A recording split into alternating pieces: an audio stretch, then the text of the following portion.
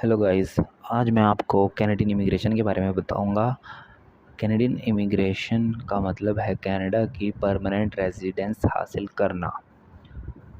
जब आप permanent residence किसी मुल्क की हासिल करते हैं तो आपको सिटीज़न के इक्वल राइट्स मिलते हैं। तो इसकी बहुत सी कैटेगरीज़ होती हैं इमिग्रेशन की, जिसमें कनाडा आपको इमिग्रेशन देता है।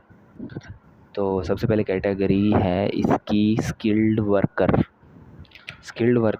जो होता है उसके पास स्किल्स होते हैं।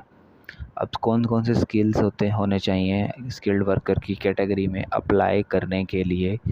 तो सबसे पहले जो है उसकी एजुकेशन मैटर करती है, और जो स्किल्स होने चाहिए वो ये होंगे कि वो डॉक्टर है, इंजीनियर है, अकाउंटेंट है, इलेक्ट्रीशियन है, प्लम्बर है। इन सब कैटेगरीज़ में अप्लाई कर सकता है। इसी तरह कोई भी स्किल होने चाहिए अगर इस कैटेगरी में बंदे ने अप्लाई करना है तो उसकी इस कैटेगरी में अप्लाई करने के लिए स्किल्ड वर्कर की जो मैटर करती है वो एजुकेशन मैटर करती है, एज मैटर करती है, लैंग्वेज मैटर करती है। लैंग्वेज कौन सी यूज़ होती है? इंग्लिश। कनाडा जाने के लिए आपको इंग्लिश आनी चाहिए। उसका एक्सपीरियंस मैटर करता है, मिनिमम 1 ईयर एक्सपीरियंस होना चाहिए, ज़्यादा तो वो उसके लिए बेटर है। तो आइल्ट्स मैटर करता है। आइल्ट्स सबसे इम्पोर्टेंट मैटर करता है, जिसकी वजह से कई लोगों का वीज़ा रिजेक्ट हो जाता है कि उनके आइल्ट्स वीज़ा नहीं आगे बढ़ पाता, क्योंकि उनके आइल्ट्स में 6 नंबर नहीं होते, बैंड्स नहीं होते। आइल्ट्स के टोटल 9 बैंड्स होते हैं, जिनमें से आपको 6 चाहिए स्किल्ड वर्कर कैटेगरी में इमिग्रेशन अप्लाई करने के लिए। तो अगर आप 7 या 8 की तैयारी करते हैं तो आपके 6 बैंड आएंगे आइल्ट्स में। तो इसलिए आप हमेशा 7 या 8 की तैयारी करें तो आपके 6 आ जाएंगे। कभी भी ऐसा नहीं होगा कि आप 6 की तैयारी करेंगे और आपके 6 आ जाएं। हमेशा आपको ज़्यादा नंबरों की तैयारी करनी पड़ती है ताकि आप जो आपका टारगेट है वो अचीव कर सकें। अगर आप मैरिड हैं तो आपके हस्बैंड या वाइफ के जो है एजुकेशन और लैंग्वेज स्किल मैटर करते हैं, और उनकी एज और एजुकेशन और आपकी एजुकेशन का जो प्रूव होना चाहिए आपके पास, और आपकी डिग्री जो है वेरीफाइड अटेस्टेड होनी चाहिए, और आपका पासपोर्ट होना चाहिए आपके पास, और आपके पास सेटलमेंट फ़ंड्स होने चाहिए। सेटलमेंट फ़ंड्स क्या होते हैं कि आपके पास जो है इतने पैसे होने चाहिए कि आप 6 महीने गुजार सकें कनाडा में। तो उसकी मिनिमम अमाउंट है $13,000 आपके पास होना चाहिए। आपके पास बैंक स्टेटमेंट होनी चाहिए, पुलिस सर्टिफिकेट होना चाहिए, और अगर आप शादीशुदा हैं तो आपके पास होना चाहिए मैरिज रजिस्ट्रेशन सर्टिफिकेट।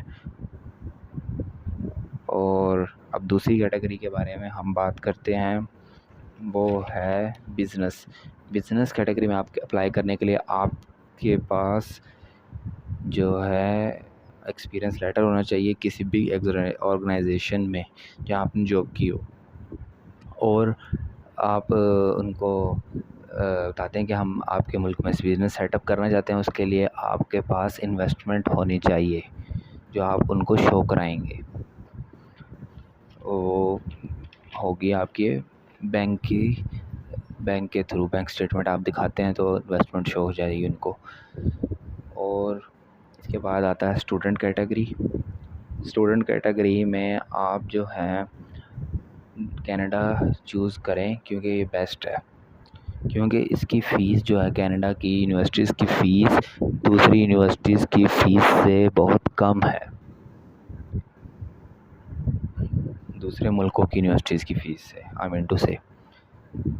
और आप कनाडा में पोस्ट ग्रेजुएट वर्क परमिट हासिल करके जो है 1 से 3 साल का एक्सपीरियंस हासिल करके वहाँ इमिग्रेशन के लिए अप्लाई कर सकते हैं, जिससे आपको इमिग्रेशन मिल जाएगी। और अगर आपकी वाइफ आपके साथ है और आप स्टूडेंट हैं तो उसे ओपन वर्क परमिट मिलेगा, जिससे वो भी जॉब कर सकती हैं। और इसी तरह आपको स्टूडेंट के कैटेगरी में अप्लाई करने के लिए फ़ीस जो है अपनी शो करानी पड़ेगी, और अदर एक्सपेंसेस भी शो कराने पड़ेंगे जो आपके उधर होंगे हॉस्टल की सूरत में। और सर्वाइवल के लिए भी आपको पैसे शो कराने पड़ेंगे। और अगर आप विज़िट वीज़ा पे जाना चाहते हैं तो तभी आपको पैसे शो कराने पड़ेंगे कि आपके पास पैसे हैं, आप उधर जाके जो आप खर्चेंगे अपने ऊपर। इसी तरह आप बैंक स्टेटमेंट की सूरत में अपने पैसे शो कराएंगे। और अगर स्पॉन्सर वीज़ा की कैटेगरी में आप अप्लाई करते हैं कि जो कंपनी आपको कोई भी स्पॉन्सर करेगी, तो आप कनाडा की इमिग्रेशन हासिल कर सकते हैं जितनी देर के लिए वो कंपनी आपको स्पॉन्सर करेगी। तो आपने जब अगर किसी कंपनी के थ्रू अप्लाई करना है वीज़ा कि वो आपको स्पॉन्सर कर रही है, तो लेकिन आपने किसी कंपनी को पैसे नहीं देने अप्लाई करने के लिए, ना कोई रिक्रूटमेंट कंपनीज़ होती हैं वो भी आपसे पैसे चार्ज नहीं करेंगी। अगर कोई आपसे पैसे मांगे तो आपने पैसे नहीं देने, क्योंकि कोई भी रिक्रूटमेंट कंपनी पैसे नहीं लेती। It is against the law. Canada के जो कानून है उसके ख़िलाफ़ है कि आप किसी को जॉब देने के लिए पैसे लें। और हाँ, अगर आपके रिलेटिव होते हैं कनाडा में तो उसके आपको पॉइंट्स मिलते हैं कनाडा के वीज़े में अप्लाई करने में। 5 पॉइंट मिलते हैं आपको ब्लड रिलेशनशिप के, और अगर आपके सिबलिंग कनाडा में हैं तो आपको 15 पॉइंट मिलते हैं। लेकिन इसका ये मतलब नहीं आपको वीज़ा मिल गया। वीज़ा मिलने के लिए आपको सारी चीज़ें पूरी करनी पड़ेगी, उनके मेयार के ऊपर उतरना पड़ेगा। और इन कैटेगरीज़ में जो सबसे शॉर्ट टर्म जो इमिग्रेशन आपको मिलती है वो मिलती है एज अ स्टूडेंट के तौर पर आप सब जल्द से जल्द जा सकते हैं कनाडा में। तो आप अगर क्या कहते हैं आपने बैचलर किया तो आप मास्टर डिग्री करें उधर जाकर, अगर आपने इंटर किया है तो आप बैचलर डिग्री उधर जाकर करें। ये आपको जल्द से जल्द कनाडा में इमिग्रेशन लेने में आसानी पैदा होगी आपके लिए। बाकी दूसरे तरीके भी हैं जिसके अगर आप इन्वेस्टर क्लास में अप्लाई करना चाहते हैं तो वो भी बहुत एक अच्छा रास्ता है कनाडा जाने के लिए। इन्वेस्टर क्लास के लिए आपके पास जो है इन्वेस्टमेंट होनी चाहिए, और इन्वेस्टर जो होता है वो सिर्फ अपने क्या कहते हैं पैसे शो कराता है, अपनी प्रॉपर्टी शो कराता है पाकिस्तान में। तो इस क्लास में कनाडा आपको वीज़ा दे देता है, लेकिन इसमें भी 2-3 साल लग जाते हैं। तो स्टूडेंट सबसे बेस्ट कैटेगरी है।